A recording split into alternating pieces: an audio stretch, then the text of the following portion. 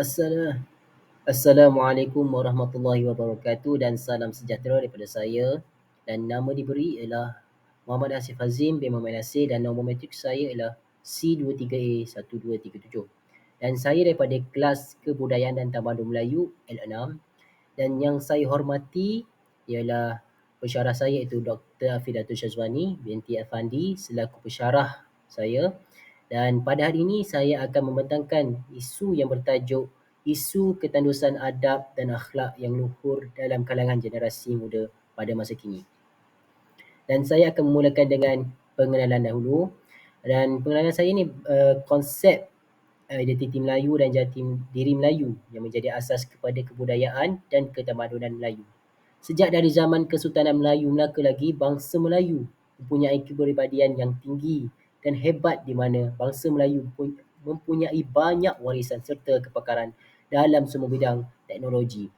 Dan Melayu tradisional mempunyai sifat-sifat yang tersendiri di mana orang Melayu satu kaum yang mesra dengan alam semula jadi. Di dalam catatan sejarah Cina, orang Melayu dikenali sebagai bangsa yang sopan. Di mana kita tahu bangsa Melayu ni bangsa yang penuh dengan adab dan akhlak yang terpuji. Dan seterusnya ialah dan mereka juga bijak di dalam ilmu falak dan mempunyai peradaban yang sangat tinggi. Kesemua ini membawa kepada penyempurnaan pembentukan identiti Melayu. Melayu adalah pengasas dua tamadun Srivijaya dan Melaka. Tamadun ini lebih berilmu dan beragama Islam yang dianuti mereka melahirkan prinsip moral, tanggungjawab dan amanah yang sangat tinggi. Dan seterusnya ialah pernyataan masalah. Antara masalah pertama ialah ketandusan ini berlaku kerana sikap ibu bapa memandang enteng kepada ketinggian adab tata susila dalam generasi muda.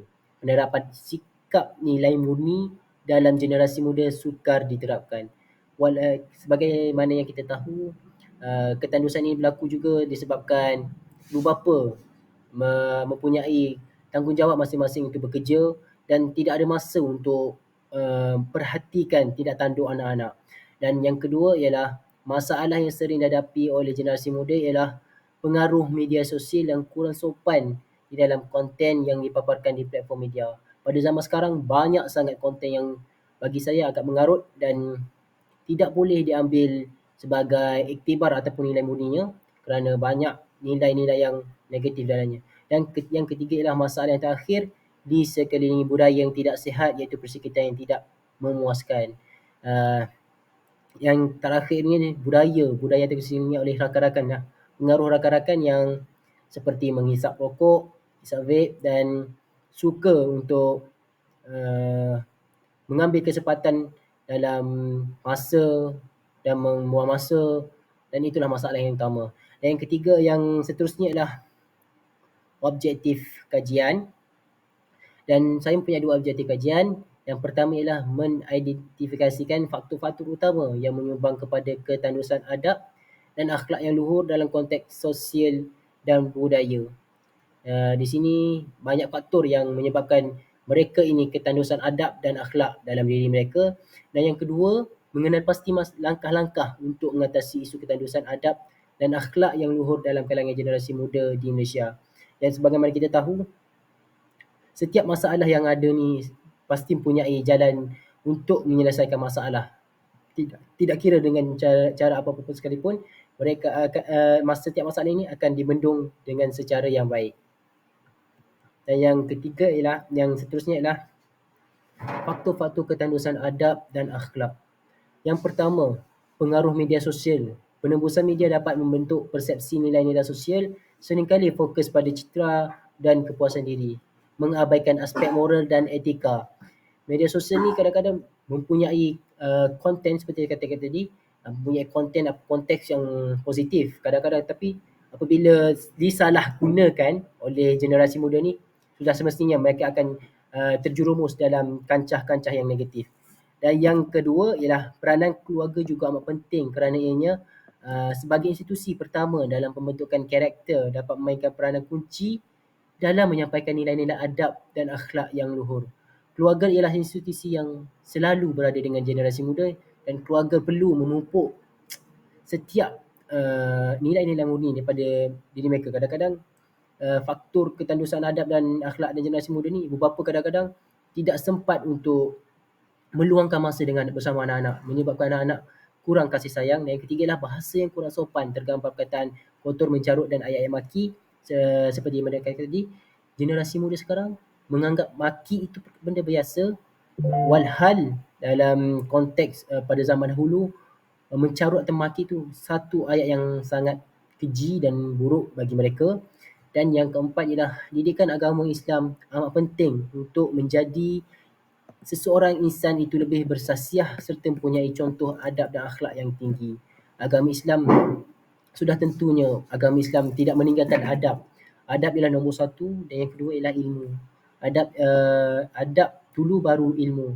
Adab ialah adab untuk belajar ataupun setiap yang dilakukan punya banyak adab yang dikatakan oleh agama Islam, dan kita perlu memahami adab dan akhlak yang baik untuk sebelum kita untuk menuntut ilmu lah. Dan langkah-langkah dan seterusnya langkah-langkah mengatasi ketandusan adab dan akhlak yang luhur. Yang pertama, didikan agama dan nilai murni yang sempurna di dalam hati. Didikan agama ini dan sebagaimana Nabi Muhammad SAW telah mengajak umatnya untuk berbuat baik dari segi akhlaknya. Sebagaimana kita tahu, insan manusia biasa ni tidak lari pada membuat kesalahan, membuat sebagai contoh generasi muda sekarang tidak solat, dan mereka juga kurang untuk bertasbih atau berzikir dengan zikrullah, dan mereka juga tidak bertanggungjawab dalam mendirikan agama mereka. Dan inilah yang kita patut cari, dan mereka patut dipantau dan uh, dan untuk mengcover balik perkara-perkara yang mereka buat tu, untuk lari daripada kesalahan negatif itu. Dan mereka juga patut diberikan isi rohani dan secukupnya, sebagai contoh zikir, dan mereka juga perlu makanan-makanan rohani dan jasmani. Dan yang kedua ialah peranan media juga seharusnya diberi perhatian yang serius dalam usaha membunuh gejala yang tidak sihat. Peranan media ni sangat-sangat penting. Mereka dah pada zaman teknologi yang tinggi moden ini, media lah yang utama sekali. Media ni menjadi tumpuan anak muda untuk mengambil apa-apa nilai. Contohnya Ustaz Azhar Haidrus, media memperanan. Peranan media ni, Ustaz Azhar Haidrus telah menarik minat anak muda dalam media untuk menjadikan mereka lebih beradab dan berakhlak, untuk lari daripada gejala yang tidak sihat ini. Dan yang ketiga adalah generasi muda yang mengeluarkan pertuturan bahasa yang baik akan mempunyai kepribadian yang unggul. Betul. Yang ini sangat setuju, kerana pertuturan bahasa itu menggambarkan personaliti kita. Apabila kita berkata baik, insya-Allah apa yang dilakukan itu, perbuatan yang dilakukan itu menjadi sebagaimana pertuturan lah, dan dikeluarkan pertuturan. Dan yang keempat adalah didikan agama yang mantap memainkan peranan penting dalam bentuk adab dan akhlak individu. Didikan agama di dalam diri sangat penting, dan peranannya agama ini memainkan peranan yang sangat penting untuk menjadikan insan itu lebih tawaduk dan lebih memikirkan pada masa depan apa yang akan jadi dan tahu baik buruknya. Dan yang terakhir ialah kesimpulan. Kesimpulan, dengan memahami dan menerapkan nilai-nilai adab ni yang luhur, generasi muda dapat memperkukuhkan identiti budaya Melayu dan berpandang sebagai penjaga kelestarian nilai-nilai. Dan harapannya ialah sudah terang lagi bersuluh, tamadun Melayu ni sangat tinggi, tamadun terunggul dan budi pekertinya, kerana orang beradab dan berakhlak sudah pasti berilmu. Orang berilmu belum tentu beradab. Dan akhir kata daripada saya, adab dan akhlak itu mendahului kita sebelum perbuatan kita. Dan saya akhiri, wabillahi taufiq wa hidayah. Wassalamualaikum warahmatullahi wabarakatuh. Dan saya meninggalkan hari malam gelap gelita, pasang lilin di jalan aman, sopan satu budaya kita jadi kebanggaan zaman berzaman, insya-Allah. Terima kasih.